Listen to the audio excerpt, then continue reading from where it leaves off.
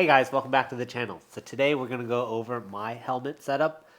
Basically what I run. This is definitely more of like a budget setup. This is a hardhead veteran bump helmet. Usually you could tell a bump from a ballistic helmet because bumps will have like vents somewhere on the top of the helmet. And a bump helmet is basically just useful for protecting your head from bumps. It's not going to deflect bullets. It's not ballistic rated. And a lot of times, like in movies, you'll see they're always using bump helmets because it's lightweight. I'm not an operator, and the price difference for an actual ballistic helmet can easily be 2 or 3 times more. So in order for me to get started with my helmet setup, I decided to go with a bump one, and I chose to go with Hardhead Veterans. This is a multi-cam black one.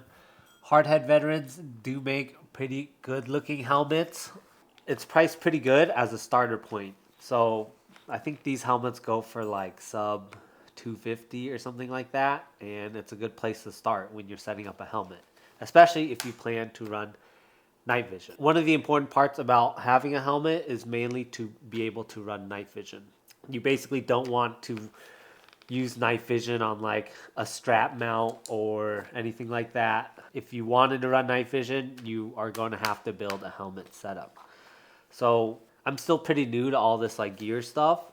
So I didn't want to go too heavy and spend too much money on building the most expensive setup I can. And we'll get into that later. So the first thing about Hardhead Veterans is they come with these proprietary rails, and it's kind of like an M-lock. And pro tip, just buy some like arc rails, and it's just 2 screws and you can change them out. Because most attachments for helmets use arc rails, and that's so you can slide on like the ear pro and light attachments and stuff. The Hardhead Veterans one is like a proprietary one, and that just makes it a pain in the butt. So I would just get some arc rails.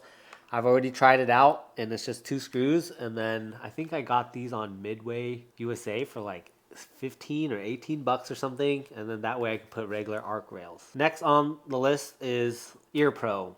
So Ear Pro, you can go a lot of different ways with Ear Pro for your helmet setup.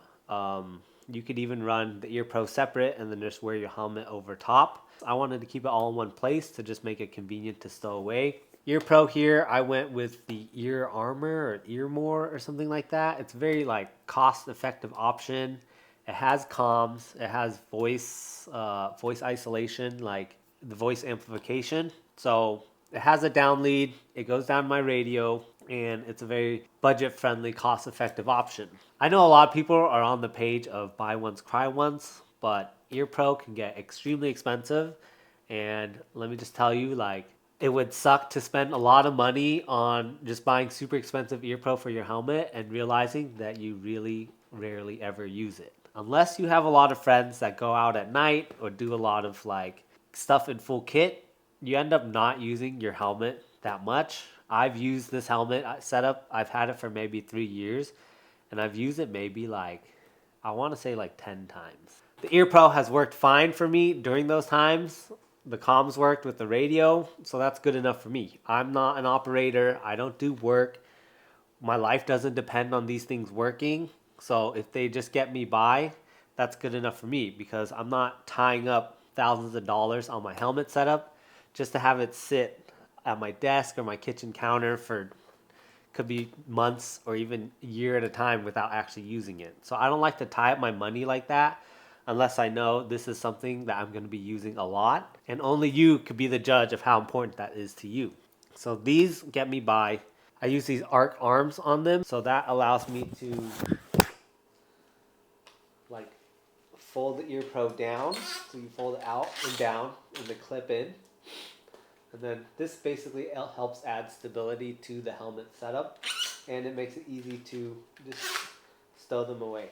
Another attachment I have on there is, this is an infrared light. This is good to have if your other friends have night vision, because it's basically an IR strobe, and only someone with night vision will see it on. You could also get these from Amazon to be more cost effective. And then I have a visual red light. So when I'm shooting like a night match, I will turn this on so people will know I'm out in the range, like resetting the stage.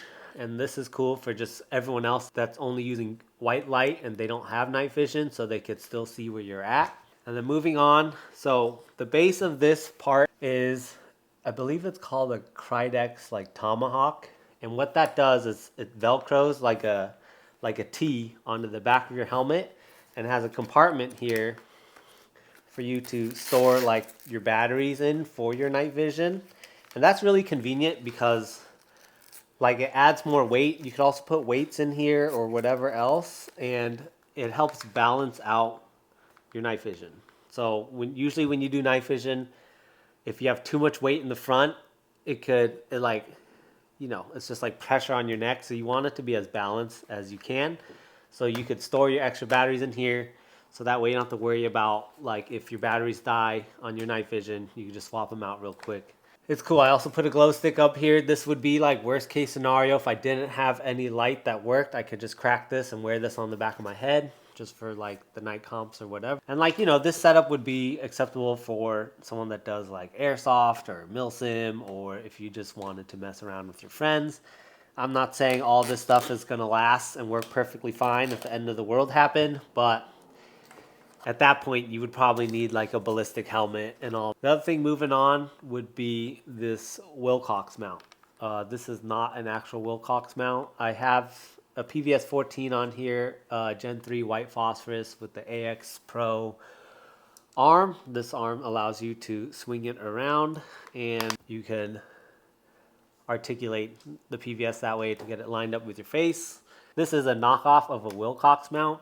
It still has a breakaway feature, so basically if you had the night vision on your head, and let's say you're in the car and you bump something, instead of it like whiplashing your neck, it would just knock the night vision off. That is a good reason why you would want a bungee system, like what you see here, attached to your night vision, because at any point it could just get knocked off. And you're going to want to be able to retain your night vision so your $3, $4, $5, $6, $12,000 unit just doesn't land on the ground. These units they're okay. When you first get them, they're very loose, so you got to check all the screws on them. And if you look up some YouTube videos, there's actually these nylon screws you could buy where you replace 2 of them just to make the whole thing more stable, and it's been good ever since. And then over here I have a Princeton Tech Light. It does a red low light, and then if you hold it, it also does a white light. So red light is good just so you're not giving away too much of your position. Let's say you're doing a night event and you needed to read some documents like a map or something. You're going to want to use the red light so you just don't have a bright white light off in the distance. That's where having a low signature red light comes in handy. And then also the white light helps out a lot when you're doing other admin stuff with your kit on, like let's say just like loading mags or resetting the stage for a night match. So yeah, this is pretty much as budget of a helmet setup you could get. I wouldn't recommend going with like, let's say like a helmet you find on Amazon, because that with all the straps and the padding and stuff is just not going to work in your favor, like for mounting night vision and stuff. So Hardhead Veterans is pretty much like the entry level helmet setup, but it does everything you need it to do at a very affordable price. So it's a good place to start, and eventually I would want to get a ballistic helmet just to have one, and then I would obviously go for dual night vision. And as I start to do more stuff with my friends in full kit, and we are starting to wear helmets more, I would say at that point it makes more sense for me to spend a little bit more coin on the Ear Pro. These do work fine. They're not the greatest. I know they're not the greatest, but for what I'm using it for and how often I use it, they made the most sense for me. So yeah, this is it. This is my helmet setup. It does everything I need it to do. I've worn it. I've shot with quite a few times, and it's worked out pretty well so far. Nothing has come apart or broke. And yeah, it's good to have, especially if you wanted to get into the night vision game. So all in all, I think I want to say helmet, maybe 2 something. The knockoff mount is maybe $150, so you're in it maybe $400. Ear Pro, I believe you could get the whole thing for less than, I want to say, like maybe $200, so you're in it maybe 600, and then the tomahawk thing, we're talking like 20, 35, 600 bucks. You could probably set up a helmet, and then these other little accessories are not that expensive.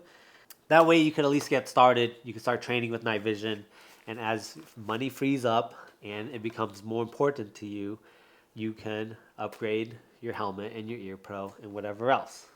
All the other little lights and stuff, these are not mandatory. They are all optional. You technically don't need any of these. You could just buy a helmet and you don't even have to run ear pro on it, but if you want, just ear pro on your helmet and then the mount and the night vision. That's it.